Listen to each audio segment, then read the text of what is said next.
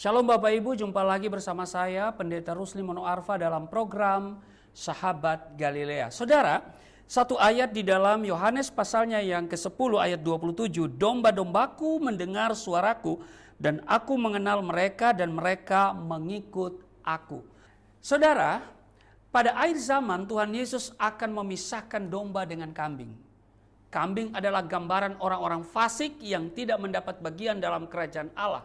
Sedangkan domba adalah gambaran orang-orang benar. Saudara bisa lihat itu di dalam Matius pasal 25 ayat 31 sampai dengan 48. Lalu bagaimana kita dapat mengetahui bahwa kita adalah domba dan bukannya kambing? Saudara, mari kita lihat ciri-ciri domba. Yang pertama, domba mendengar suara gembala. Banyak buku ditulis dengan judul Bagaimana Mendengarkan Suara Tuhan. Rupanya banyak orang Kristen yang sulit mendengarkan suara Tuhan. Mungkin Anda juga mengalami hal yang sama? Benarkah bahwa Tuhan itu sungguh-sungguh berbicara kepada kita? Ya, Tuhan berbicara kepada kita setiap hari, saudara. Yang menjadi masalah adalah telinga kita ini mungkin tuli. Allah adalah roh. Jadi, untuk mendengar suara Tuhan, kita harus mempertajam telinga rohani kita. Salah satu cara Alkitabiah untuk peka terhadap suaranya Tuhan adalah dengan beribadah kepada Tuhan dan berpuasa.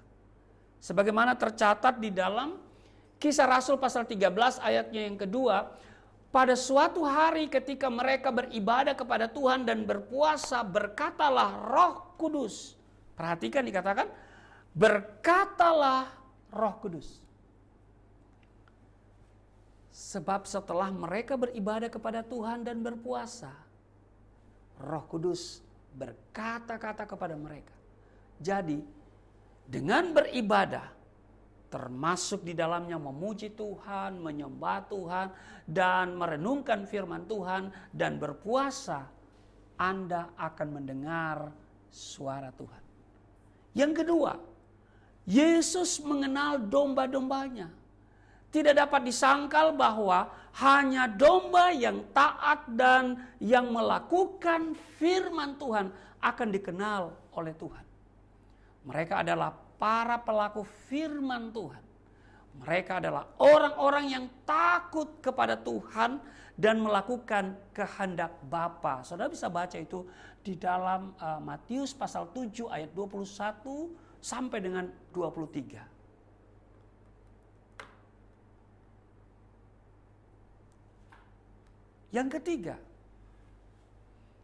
domba mengikuti sang gembala. Mengikuti Kristus bukan sekedar pergi ke gereja saja, saudara, tetapi menjadi sama seperti Kristus.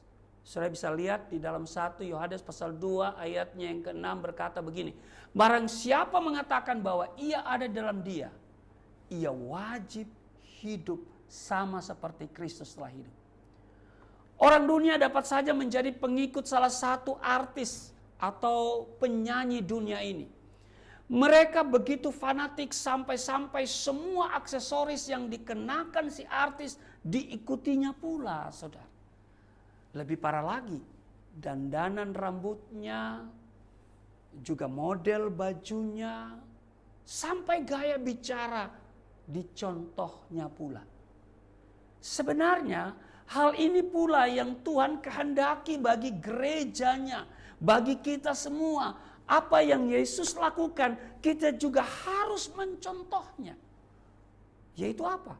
Belas kasihannya kepada orang-orang tertindas, semangatnya memberitakan Injil, kemurahannya kepada orang-orang lemah, penghiburannya kepada orang-orang sengsara, dan kerinduannya melihat semua orang diselamatkan.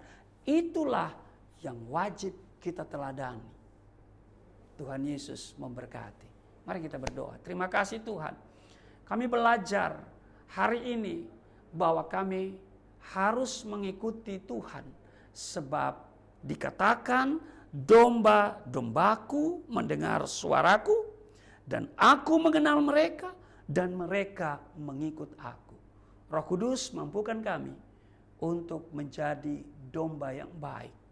Di dalam nama Tuhan Yesus. Haleluya. Amin.